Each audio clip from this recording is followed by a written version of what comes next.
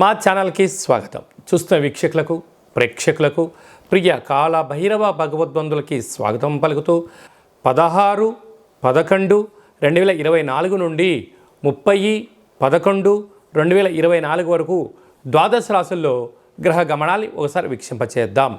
వృషభ రాశిలో గురుచంద్రుల కలయిక గజకేసరి యోగంతో ప్రారంభమవడం, కర్కాటక రాశిలో కుజ భగవానుడు నీచభంగ సంచార స్థితి, కన్యరాశిలో కేతు సంచార స్థితి, వృశ్చిక రాశిలో రవి బుధ సంచార స్థితి, బుధాదిత్య రాజయోగము, ధనుసు రాశిలో శుక్ర భగవానుడు సంచార స్థితి, కుంభరాశిలో శని భగవానుడు వక్రగమన స్వక్షేత్ర సంచార స్థితి, మీనరాశిలో రాహు సంచార స్థితితో ద్వాదశ రాశుల్లో గ్రహ గమనాలు ఈ విధంగా ఉన్నాయి.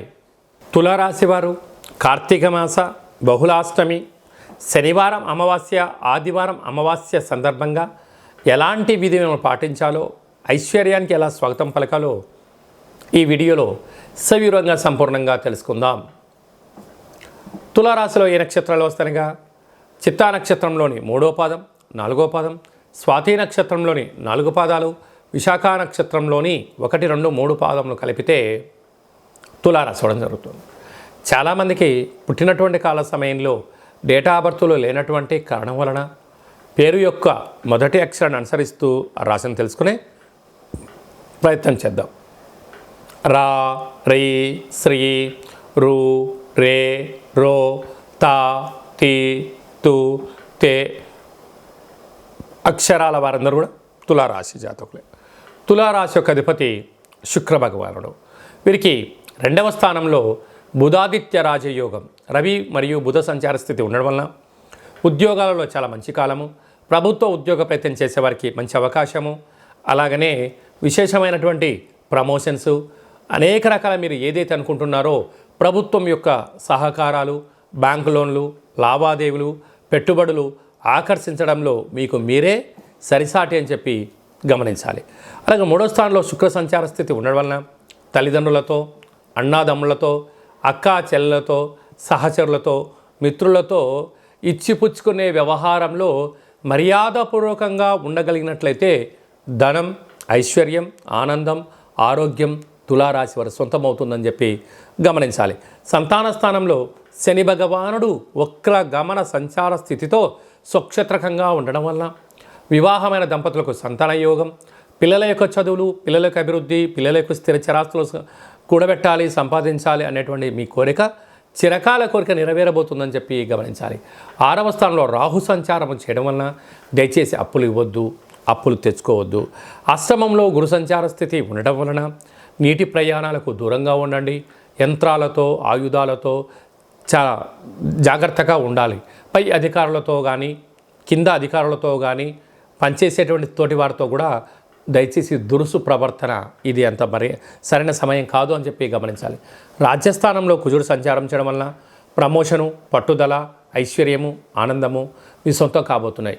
వీటి అనుకుంటున్న అన్నిటినీ విజయం సాధించగలగాలి అన్నట్లయితే ఒక తెలుపు రంగు క్లాత్లో బొబ్బర్లను లేకపోతే నవధాన్యాలను కలిపి ఒక కొత్త ప్రమిదలో వెన్నను పెట్టి దీపాన్ని వెలిగించి భగవంతుడికి యథాశక్తిగా భక్తి శ్రద్ధలతో పూజ చేసుకొని దానం చేయడం కానీ, పక్షులకు వేయడం కానీ, నదిలో వేయడం కానీ చేసినట్లయితే తులారాశి వారికి ఏకచక్రే మహాభోగి అనే యోగం కలుగుతుందని చెప్పి గమనించాలి. ముఖ్యమైనటువంటి పండగల గురించి, తిథుల గురించి సవివరంగా సంపూర్ణంగా క్లుప్తంగా తెలుసుకుందాం. 23వ తారీఖున కార్తీక మాస బహుళ అష్టమి శనివారం రోజు సందర్భంగా కాళభైరవ స్వామివారి యొక్క స్వర్ణాకర్షణ కాళభైరవ స్వామి యొక్క ఆశీస్సుల కోసం కూష్మాండ దీపము, పూజ, దానము, సునకపు మహారాజు గారికి, పక్షులకు, పక్షిరాజు అయినటువంటి కాకిరాజు వారికి ఆహారాన్ని దానం చేయడం వలన శని దోషాలు, మృత్యు దోషాలు, అపమృత్యు దోషాలు తొలగిపోతాయని చెప్పి గమనించగలగాలి. 29వ తారీఖున మనకు మాస శివరాత్రి, 30వ తారీఖున శనివారము, అలాగే డిసెంబర్ 1వ తారీఖున ఆదివారం అమావాస్య.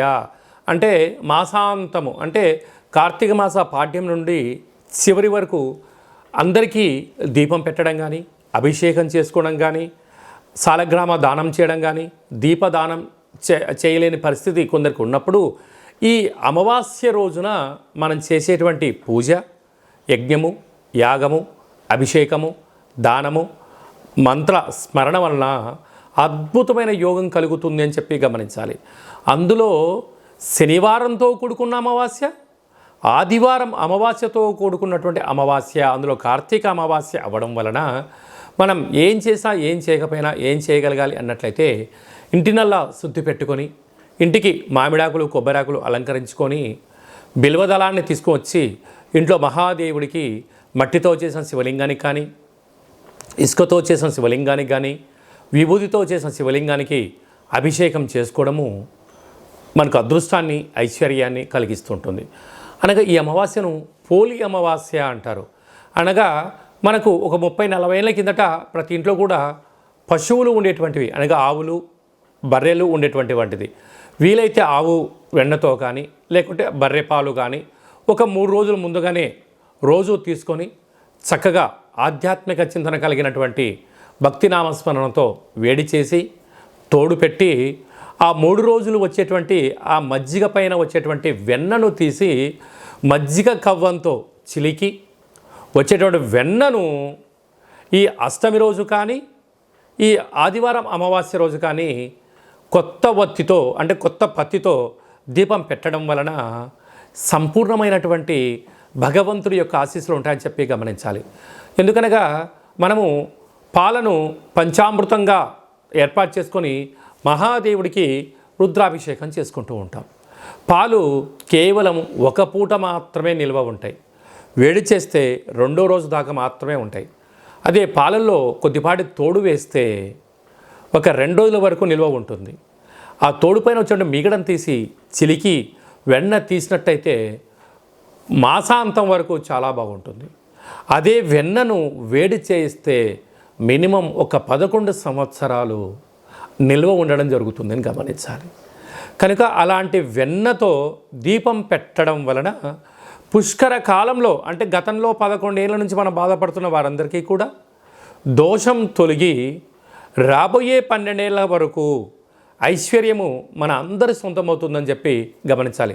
కనుక ఈ ఒక్క విధి విధానం పాటిద్దాం, మహాదేవుణ్ణి తృప్తిపరుద్దాం, పోలి అమావాస్య రోజు దీపాన్ని పెడదాం, చేసే ప్రయత్నం చేద్దాం.